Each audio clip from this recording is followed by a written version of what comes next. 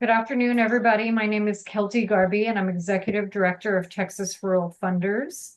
I am very excited to present one of our community-focused presentations today.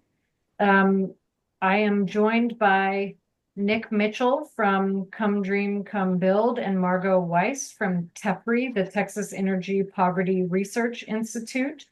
We have a few slides that we're going to go through today.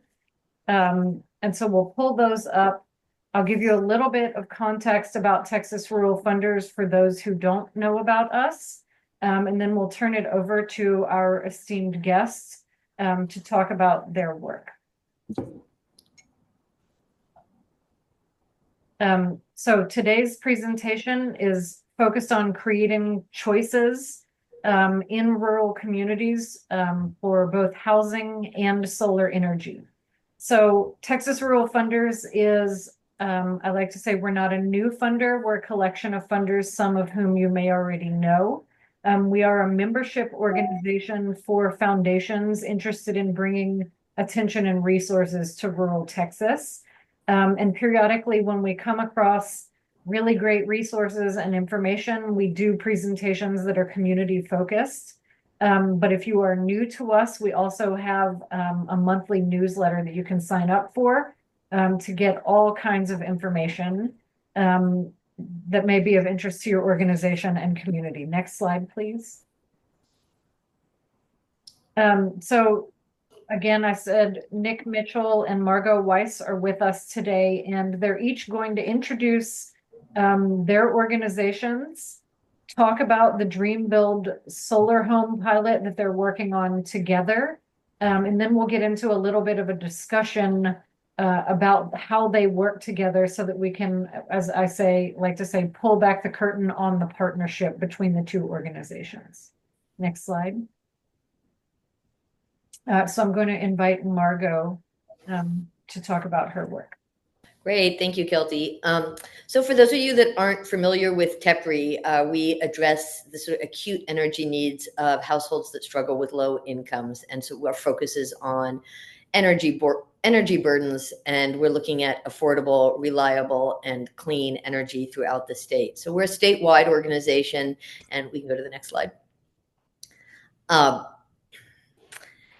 so, we do lots of different kinds of projects. I think today we're going to talk specifically about our work in South Texas, but we currently we do some research. We do some. We have some web-based tools, but most of our efforts go to these kinds of projects that Dream Build and TEPRI are working on together.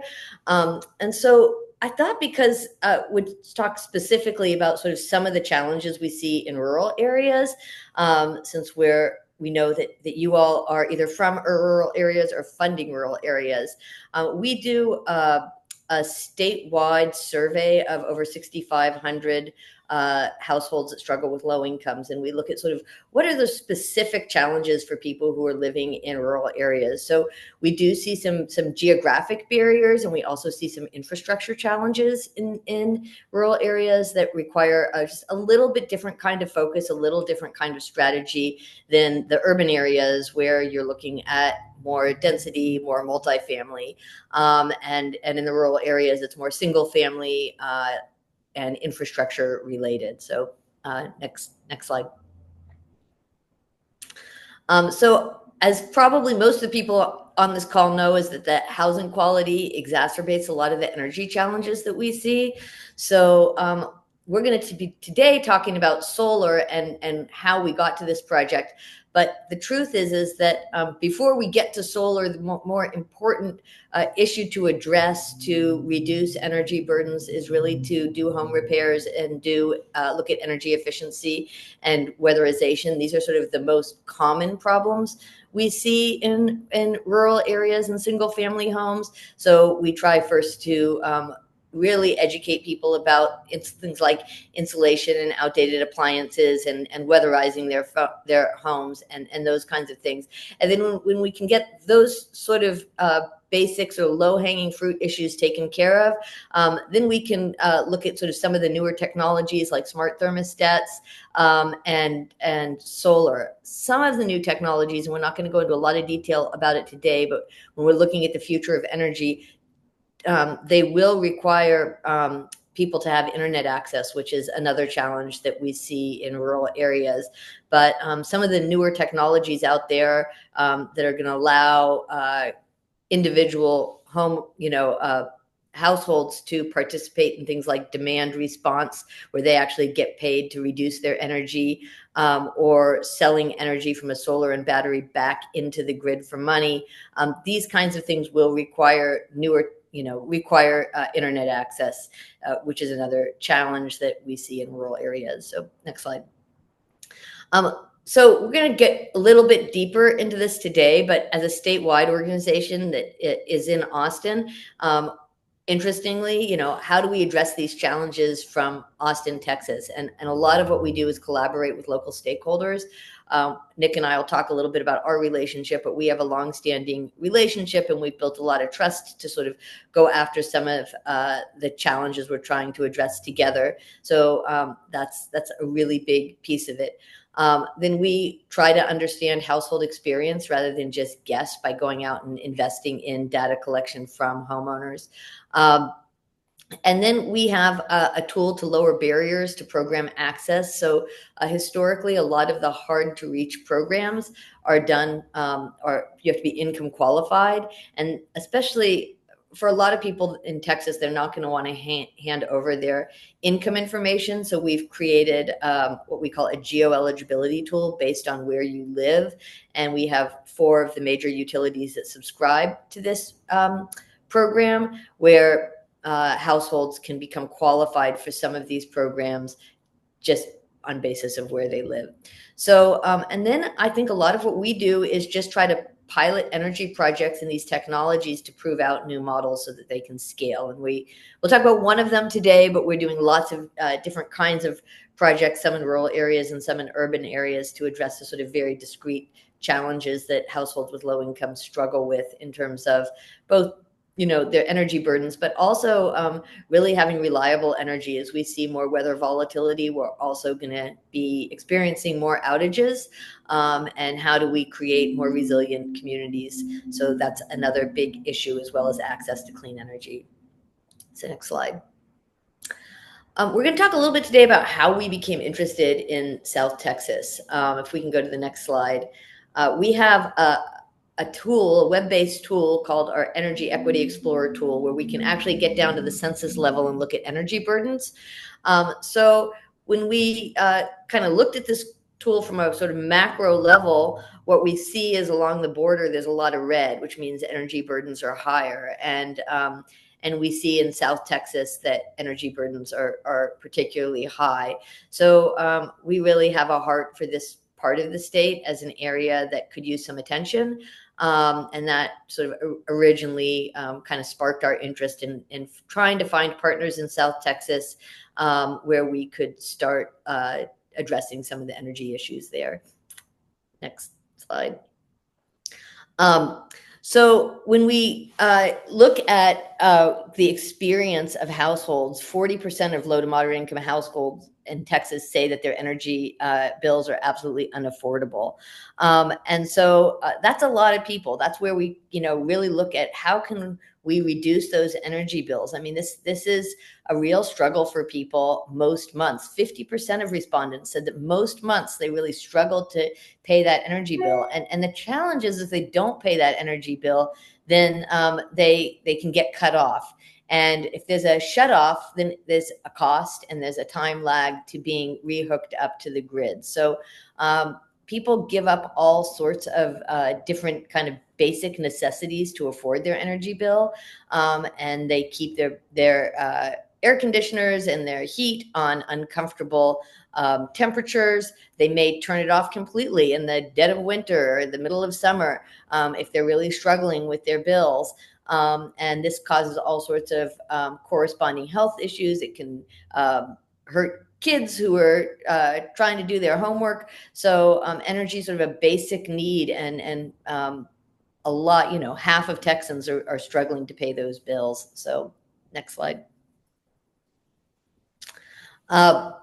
So the other issue that we became really interested in is, are low-income people interested in clean energy?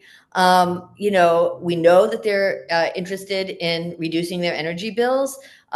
We also knew that they wanted reliable energy and they wanted to reduce the burden of an outage. But what we didn't really understand was what was the interest in clean energy.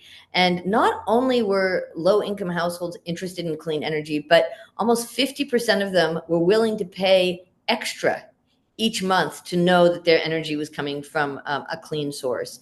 So that really surprised us, because these are households that are already struggling to pay their bills. So then we thought, wow, okay, it's not just an issue of affordable and reliable. The people that we're serving also really do want access to clean energy. And what can that look like? And what can that especially look like in more rural areas? So next slide. So we did some specific data collection in South Texas. So as I mentioned, we do some statewide surveying of households on issues related to affordable, reliable, and clean. But this was specifically on their perceptions of solar energy. So we surveyed almost 350 respondents in the South Texas area, and almost half of those people had a very positive perception of solar energy. There was a real interest, and this surprised us. And Nick and I will talk a little bit more, because one of the big challenges that we hit up against is that there's a lot of sort of predatory lending, predatory installers, especially in South Texas. They're throughout the state. So there's also some real hesitancy around solar, but generally, that's really about how it gets installed is where the hesitancy is from. But people actually have a very positive view of solar itself and are interested in looking at how they can access the benefits of solar energy to both decrease their energy bills as well as just be a participant in a clean energy transition. So this was specifically in the South Texas area. Next slide. So when we look at the future of energy, because as we're solving these problems, we don't want to just be solving like the challenges of now. We want to be looking forward and be like, how can we invest in solutions that are going to meet the needs of the future? Because as probably many of you know, energy is an incredibly robust and dynamic industry in Texas, and it's changing quickly. Some of the most sort of rapid innovation is happening in this state. So one of the things that's happening is that energy is becoming more distributed. What that means is that the generation isn't just happening at huge power plants anymore. We're starting to see small scale generation. A lot of that is solar and wind, but we're also looking at things like nuclear and so other kinds of energy that are happening on smaller scale, and they're happening everywhere. A lot of the new technologies are reliant on broadband, so they're becoming broadband dependent. So for areas to be able to participate in sort of what energy looks like in the future, they're going to have to be connected. Energy is becoming more critical. We're seeing more weather volatility, and the need to have reliable, resilient energy systems is becoming more critical than it has in the past. And then lastly, especially in Texas, we're seeing a huge upswing of clean energy. And so, I mean, there's moments in the summer where our grid is almost 100% or very close to 100% clean, especially with that use of batteries. It's getting us just over the top. So next slide. So I'm going to pass it over to Nick, and we'll get into kind of what TEPRI's role has been specifically in this project a little bit further on. But Nick, I'm going to pass it over to you. Thanks, Margot. Good afternoon, everybody. Again, Nick Mitchell, CEO of cdcb, Come Dream, Come Build. We historically are a affordable housing producer headquartered in Brownsville, Texas. Currently working throughout the entire Rio Grande Valley. Actually, if you look at a map of Texas and draw a straight line from Laredo to Corpus, we try to cover as much as we can below there, below that line. So just south of San Antonio. Um, Sometimes it's harder to get to some of those places than others, but we've been around for 50 years. And our main goal really, it's probably something that's, all around affordable housing, but our main goal is around creating wealth. And we do that through, three different ways, which would be affordable housing, and then equitable and moral financing products, and then education. Those three things, and then we have multiple programs that feed into that come from those. But really, just trying to foster the growth and stability, and prosperity of individuals and communities in South Texas. Next slide. So when thinking about the environment and what we're dealing with here and working with low-income families and those who don't know much about the Rio Grande Valley, the valley is one of the poorest communities in the country, and the four counties of the Rio Grande Valley are persistently poor. And so here, just looking at one county, Cameron County, where our headquarters is at, just above 24% of the folks are living below the poverty line. You take the entire valley into consideration, it's really closer to 30%, especially in the rural and colonial areas. Poverty is very high. We are seeing, an economic boom in the valley with new investment coming in. But if you peel away that top quartile of income earners, you're really still seeing a stagnant growth in wages for low income earners. And then you start looking at our weather.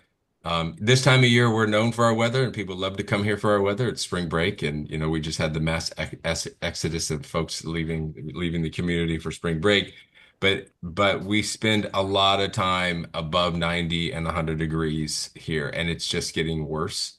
And so that means that we use a lot of energy to stay cool. And that is a drain on the lives of low-income families, especially when you start, as Margot said, start looking at housing and where they're pumping that air conditioning in, is very much like the trailer that was in her, in her picture there. And so it doesn't, you're just air conditioning the outside, and it becomes very expensive. And then you start looking at, other risks around climate, such as flooding. If you've never been to the Rio Grande Valley, we are not really a valley. We are a river delta, and which means flooding. And there is not a piece of land in the eastern portion of the Rio Grande Valley that is not in a flood zone, in a FEMA declared flood zone. So when it rains, even if it's just a little bit of rain, then we have flooding problems. It is getting worse. Our population is growing in the Rio Grande Valley. And thus that means there is more impermeable, surfaces, meaning more concrete and more asphalt, because people don't like to, have, they need to have that security. However, it causes a lot of flooding.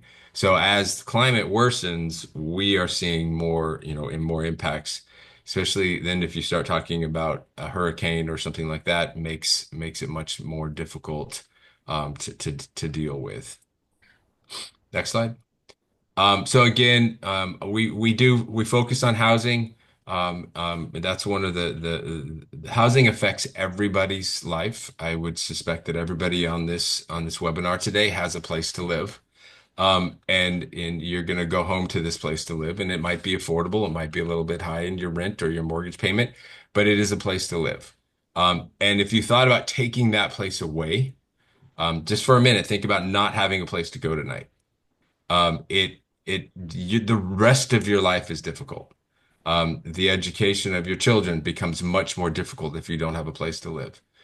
Your health concerns are heightened, and if you have any type of health issues that, if you don't have a place to live or an affordable place to live, then that becomes worse. And so we've 50 years ago chose the house to focus on and the home to focus on. And how do we make that better? One of the ways that we've done that, and you've heard it a couple of times, the word dream build. thrown around. Dream Build is a new product of ours. You can see one of the houses there. This is a volumetric modular house. Years ago, we were asked to create a new housing product for a disaster recovery. So we came up with a new idea. We called it Rapido, which means rapid, and it was a rapid housing response. We were given a grant from the Texas government to figure out how to build a new mousetrap. We did that. It was very successful. We built 21 units, showed that it could work. We were in the Cooper Hewitt Smithsonian. We had our own design show there for that housing model. We were at the UN, the United Nations Habitat 3 conference in Quito, Ecuador with this thing. Very well accepted, and people loved what they were seeing. At one point, I like to think it was me, but it probably wasn't. Somebody thought, well, why are we waiting for a hurricane? Why don't we figure out how to do this? We already have a disaster in housing. So I locked myself in my office for about a week and kind of rethought through this disaster housing model and came back with what we call now Dream Build, which is a volumetric modular housing response to affordable housing. Housing is getting more and more expensive. And so not just the building of the housing is expensive, but also the living in a house is expensive. So what we call the operating costs, that's your utility bills. That's your insurance cost. Those things that you have to pay on an annual basis or a monthly basis, become more and more expensive. But actually just building the house has gone up 65% in the Rio Grande Valley alone, and it's even higher across the state. The Rio Grande Valley is the most unaffordable market for housing in the state of Texas. Yes, all of you who from Austin, you can, not get all upset. You're wrong. It's not you. You're number 2 and 3 at times. Kerrville comes in there fighting with you guys back and forth. But the Valley is one of the most expensive, if not the most expensive, when you compare to incomes. And so I had to figure out, how do I continue to work with a very flat economy for the low income people and still get them into housing.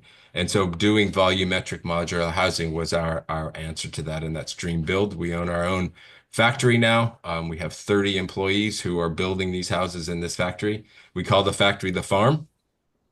And this is where I'm supposed to say this from. Our comms department says I need to say this, but we call it the farm because it's where we grow homes, and on this farm. And it's a great place. These houses are built in 288 square foot boxes that you can then put together. I would encourage any of you, if you want, go online to dreambuild.org and you can design your own house. I love, in Kelty's opening, she talked about the choices, expanding choices in rural America. CDCB is all about choice. We believe that choice empowers. And if you think about the choices that you were given through your life or you weren't given through your life, those choices actually gave you power and gave you the ability to move forward and decide what you were going to do with your life. Most of our low-income communities and the clients that we serve do not have those choices. They are told, this is how much you will make. This is where you will work. This is how you will live. This is the neighborhood you will live in. This is the school you will go to. And so we really believe that giving people choice actually empowers them. And so when they're designing their own home, we want them to have those choices as well. So there are 28, 29 different choices when they are designing a dream build house that they go through our website, that helps them do that. One of those choices that is not on the website right now, but will be after we do these first couple of models that Margot and I are talking about, will be to add solar power to their home. And so we're doing a couple of test cases right now, and then after those, that will be one of the choices that they have. But in this slide here, you can see all the people that we touch. We're able to work with many families. We own rental housing and we build new houses. We build subdivisions. We work in rural and colonia areas, anywhere where housing is needed. And so this project working with TEPRI was really our part of it was we're starting to build wealth, and we saw money leaving pockets because of their energy burden. And how could we work with an organization like TEPRI to actually keep money in the valley and keep money in the pockets of our clients, as well as positively affecting the climate that we're living in?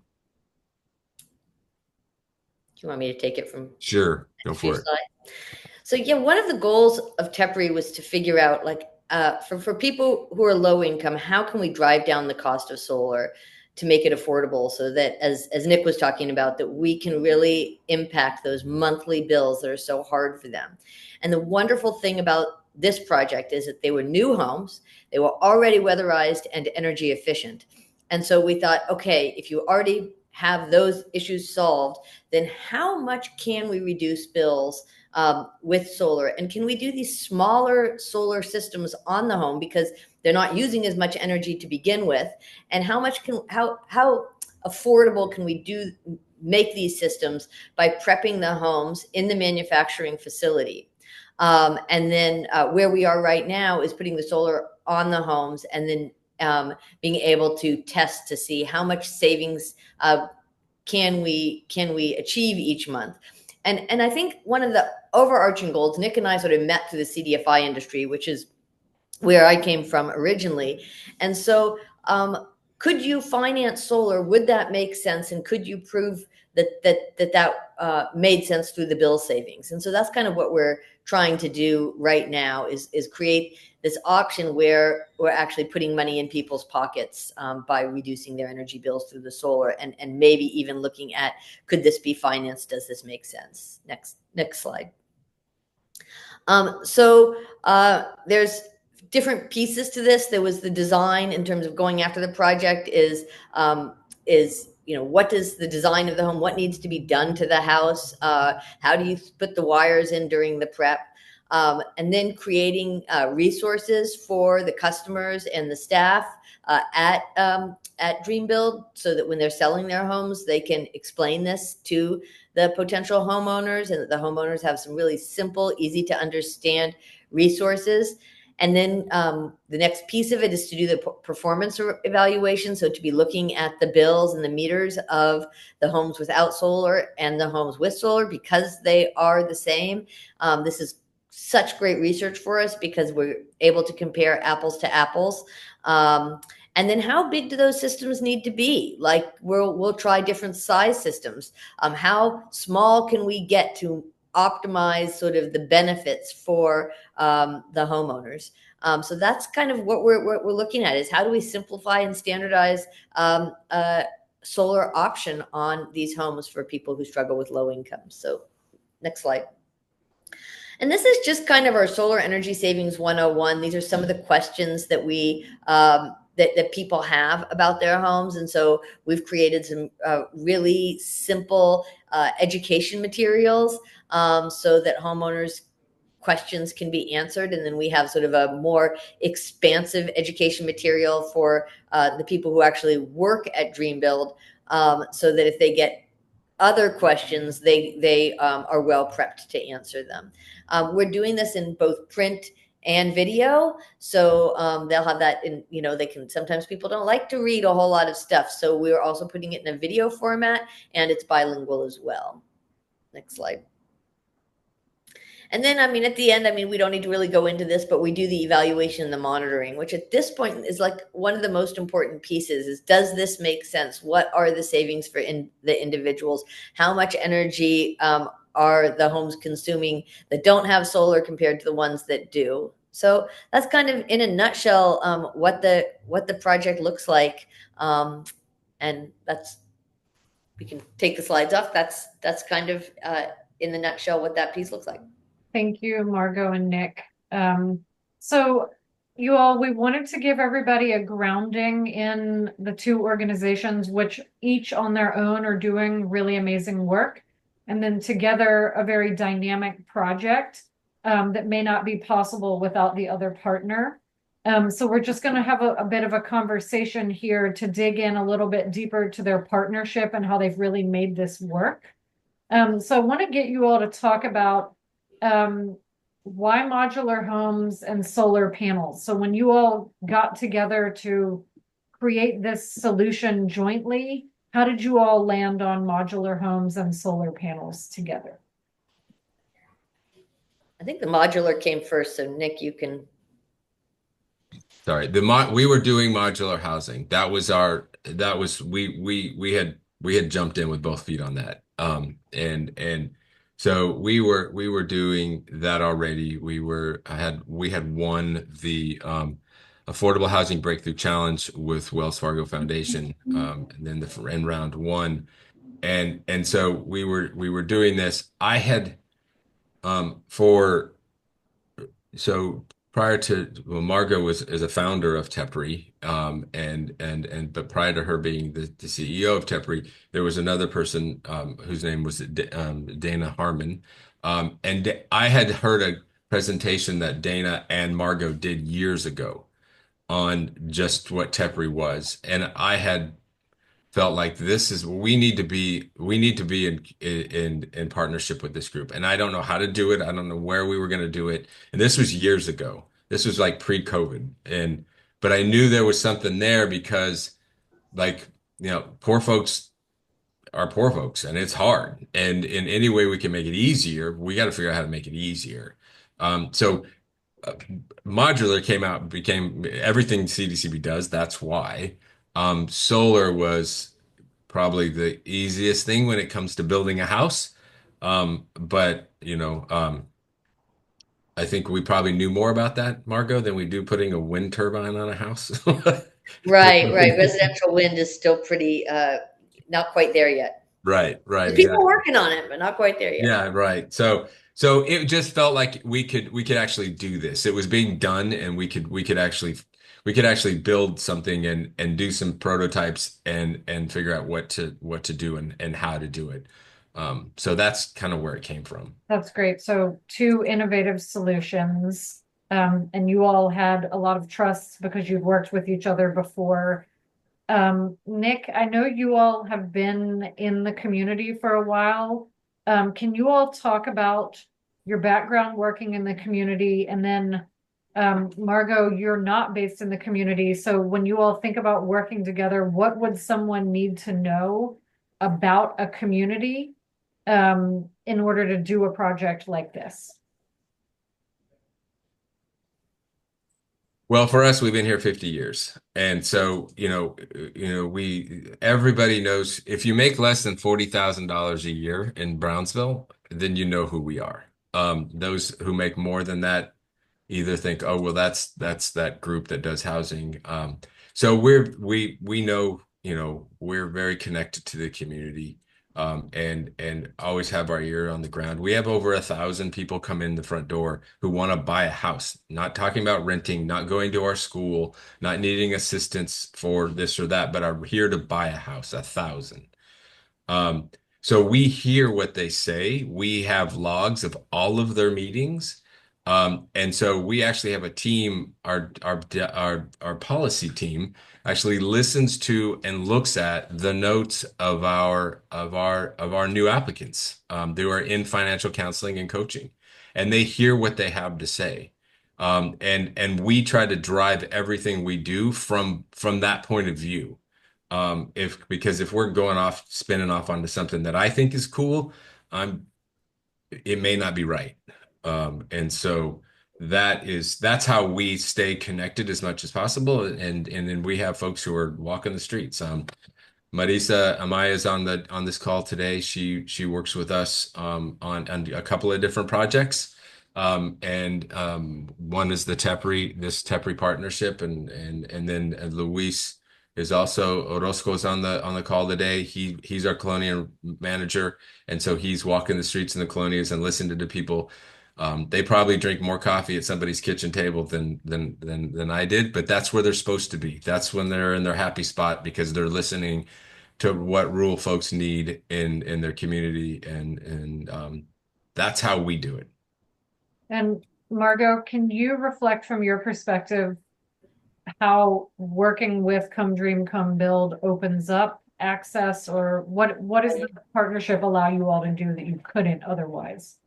Right. So we have projects all over the state, and we really depend on our community partners who want to address either energy burdens or clean energy or some combination of resiliency. So while we do a lot of community outreach ourselves and really try to, like Nick said, keep our ear on the ground of what are the primary issues people care about, we do a lot of surveying.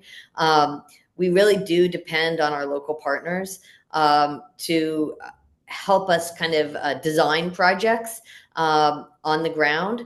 So that's just a key piece of our work is identifying a community partner who may not have the staffing, may not have the technical expertise, but knows that the issues that we're dealing with are important to the community and want to bring sort of those resources and that expertise to their community. So one of the things that Nick and I do is that we share a staff person, works part-time for TEPRI, part-time for Come Dream, Come Build.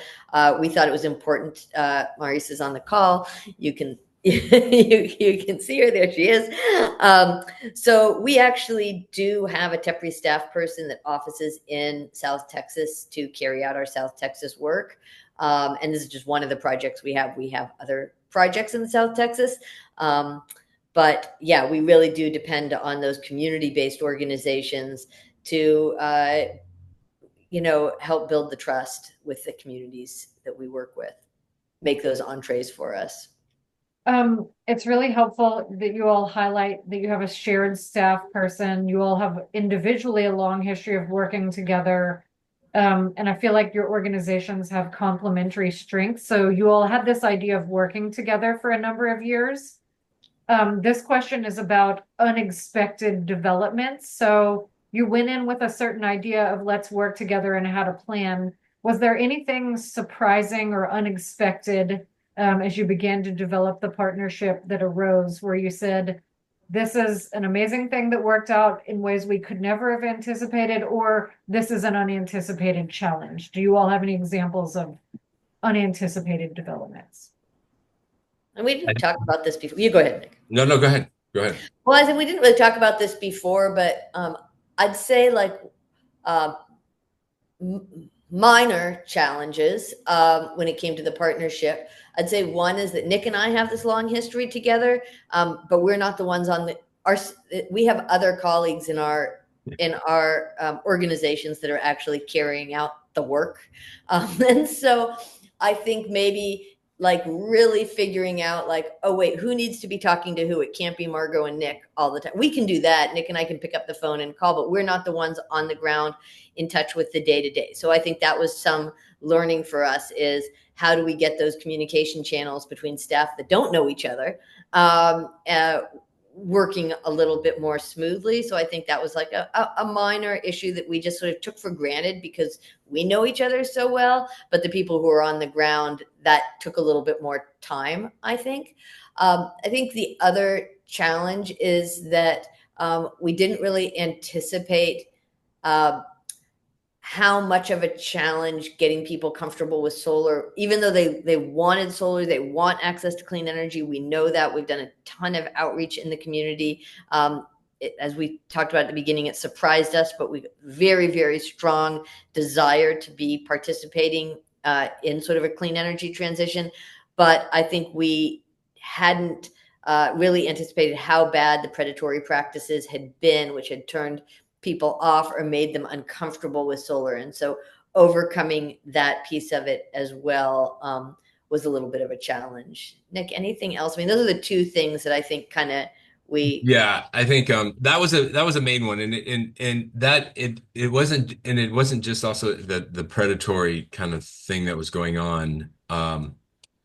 It also, that got bigger because we knew that there would be kind of an educational level challenge, like people just don't understand how it works, right? And so we knew going in there would be that how do people understand this thing on the top of my roof? What is it doing? How is it working? Is it dangerous?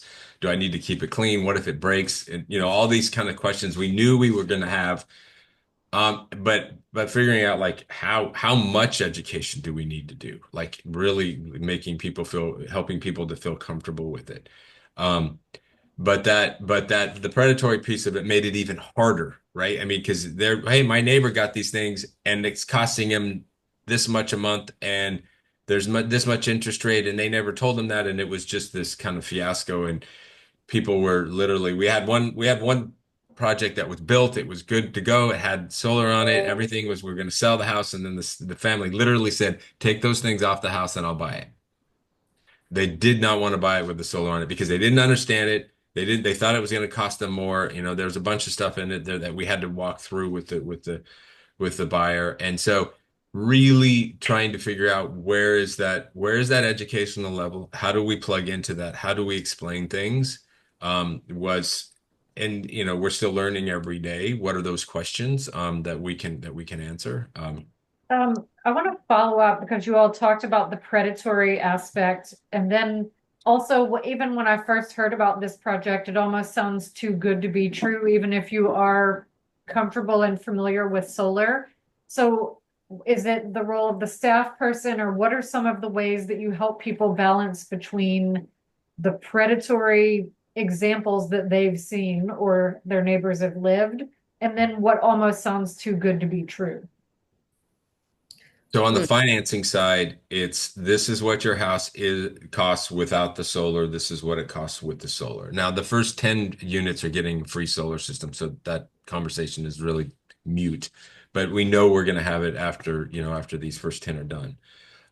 So this is the cost differential. This is the cost differential in your mortgage payment. It's very little, but we need to show that. We need to be upfront and honest with people that they understand, oh, this extra $10, that's what it's paying for.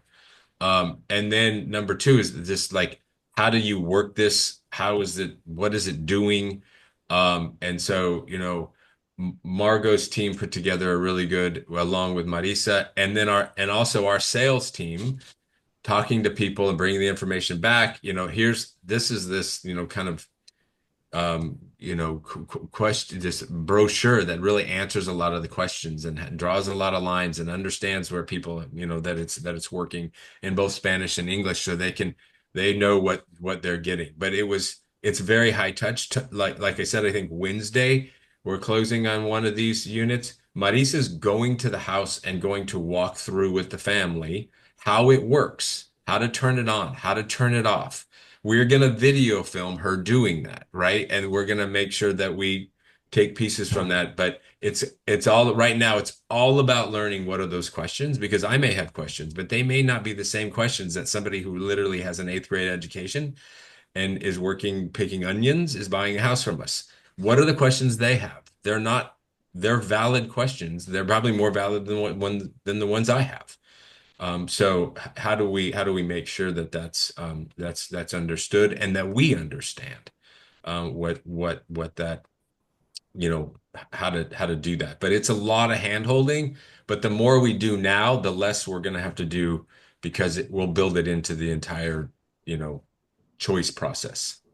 What I was going to say is, I mean, we're still sort of at the front end of the process. I was going to say another sort of challenge is that these things just always take longer than you expect at the beginning. I always call it the brain damage. And I think that's what TEPRI does in our projects all over the state, which is we're going to do the brain damage to figure all this stuff out, how it works, what the costs really are, how small can the system be to maximize those benefits. But once we can be testing the bill savings, then we have evidence to go to sort of Nick's potential homeowners and say, hey, this house is exactly like this house, and they're getting a $30 a month, savings on their energy bill because of the solar. And you might go with a 5 kilowatt system, or you might go with a really small 3 kilowatt system. And here's going to be the difference in price. And here's what we see as the difference in bill savings. And so we're going to be able to have, that evidence through really kind of intensive monitoring of these homes against the control group of the same homes that don't have the solar. So again, I mean, if we had our druthers, we actually run out of funding for this project in the fall, but we're going to go out and try to raise money. We really need another 2 to 3 years to be testing different systems, and really then over time looking at the bill savings, because you need really a couple years. I mean, some years you have really hot summers, really cold winters. How does that affect those bills over time? This is really important information. And so, we're hoping to continue the project for at least another 2 or 3 years. And do you all have a ballpark figure of how much you're trying to raise? It makes good sense to think about the fact that you need to go through the highs and lows of temperature over a few years on different systems. So Right. that was one of the other challenges, was that 3 years ago, a basic system that would go on one of the dream build houses was about $5,500. Over the last 3 years, that price has gone up to $10,000 to $12,000. So it's doubled in price. And so it's made doing, you know, it's hard to add $12,000 to somebody's new mortgage, especially if they're not sure that they're getting what they're getting, and we're not sure what's the price differential, right? In the sense of like their savings. And so if I can't have that conversation with them, it's tough. So that's why these first 10 are free, so that we're able to actually have something to test on. We raise the money to do that, and show with it. We know that it's gonna be a good savings, but we need to actually have the data to do that. So, I mean, I would say like 50,000 a year allows us to do the monitoring to yeah. help subsidize those systems. That's, I think, kind of the ballpark to continue the project that we would like to raise, so that we can be continuing to monitor different size systems, put different systems on the home. Again, another goal of the project is how can we drive down that cost? And so one of the things we might, for instance, do is like train Nick's staff who are building the homes on installing themselves. Like, can we reduce the cost of the install? Perhaps can we look over time at buying them at wholesale? Like, how much can we, through this process, drive down the cost of the systems? I think we want to look at how small the systems can be, so that, could we spend less and still get enough of a bill savings that this makes sense? We're doing a project like this in Carrizo Springs. We put two kilowatt systems on some senior housing. So that's considered very, very small little systems. But how much bill savings do you get, with very small systems, and can we drive down the cost that way? So there's still a lot that we need to try to really get the perfect product, and those options built into the process. And presumably, it seems like you would need to test it in different parts of the state just because of the difference in climate and geography. I'm assuming that always, so yeah, the more data, the better. So if we can try this in different parts of the state with the same house, yeah, that's like ideal, because that's really Right. hard to find. Yeah, yeah. Well, and Margot, real quick, and Margot said it, and actually, Judy Quisenberry put it in the chat. CDCB runs a training program. We call it Youth Build. It's our school. Kids come in about 25 to 30 a year, high school dropouts between the ages of 16 and 24. And we train them in construction technology. They get a CNC operator's certificate, a welding certificate, and they get their GED. 25% of them have been incarcerated or have touched the criminal justice system in some way, shape, or form. So being able to train them, the next step will be able to train them when they're building dream build houses. They build one house a year as their classroom. But actually moving that further along to where we actually train them to be installers is the next step of the solar systems. And whether they start their own business with that, that's one way, but also working for us. We just actually hired two of our graduates last Friday who are now working at the farm as operators.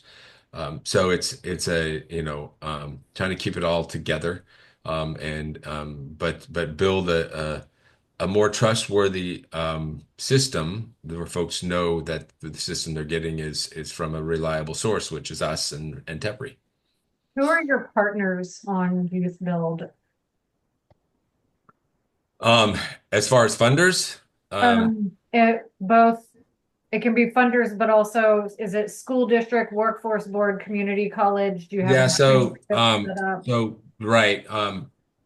So far, the 50% of the budget for Youth Build is funded by the Department of Labor. Um, and we also have all the students are AmeriCorps volunteers, so they actually get an AmeriCorps stipend to work with us, and then are able to use that to go on to college or to trade school afterwards if they would like. And then Brownsville Independent School District is a partner with us in that. The students who are enrolled with Youth Build also are enrolled in BISD, so we have that partnership with them. Brownsville Public Utility Board is a big partner of ours. They've come in and they do a lot of job training with us, as well as they've paid for one of our classrooms when we built that new. So they've been a big partner with us as well, you know, the company that manufactured oil rigs here in Brownsville is also a big partner of ours, and doing that work. And then the Brownsville Health and Foundation Community Foundation Health and Education Foundation funds a little bit of this. The United Way. It costs about $1 million a year to do this with the students, but well worth the money. That's great. I want to see, we just have a couple of minutes left. Are there other questions from participants for Margot and Nick? While we're waiting for that, Kilty, I just did want to make sure that people on the call understood that Nick is trying to franchise the model in other communities. And so if there's entities on the call that say, wow, this is a really great project, would love to bring this to our community, please get in touch, because we'd love to talk to you, whether it's the dream build or adding the solar onto it. Either way, I think it's a program that can be replicated. That's the point of it. For both Nick and I think we share a real interest in how can we do work that's scalable and it's not like nibbling around the edges of problems, but how do we look at really solving the systemic problems, whether it's around energy and affordable and reliable and clean energy, or whether it's around housing. I think we really share that interest in scalable solutions. Yeah, so along the franchising model part, so we probably bit off more than we could chew a little over a year and a half ago. We decided to bring on 3 groups to become Dream Build quote unquote franchises. They're not exactly franchises in the legal sense of the word, but training them how to do this. We do have a franchise model. We actually have a small dollar alternative payday lending company that we have franchises across 19 markets in the United States. And so we took that same idea and like, okay, how can what we built here and we use here in the Valley, how do we get that to other places? And so, yes, we actually have a group working in Pine Bluff, Arkansas called We Build, and they just finished their first prototype. And then also in Appalachia, in Kentucky, in Moorhead, Kentucky, a group called Frontier Housing. They have started Frontier Dream Build, and then a group in Chattanooga, Tennessee, is also doing Dream Build prototype. CDCB is a founding member of an organization called Partners for Rural Transformation. And it's 6 of the larger CDFIs that work in some of the poorest communities in the country: Appalachia, Indian Country, the Rio Grande Valley, the rural Southeast, rural Western states, and also in Native and border communities, and ourselves in Appalachia, Mississippi Delta.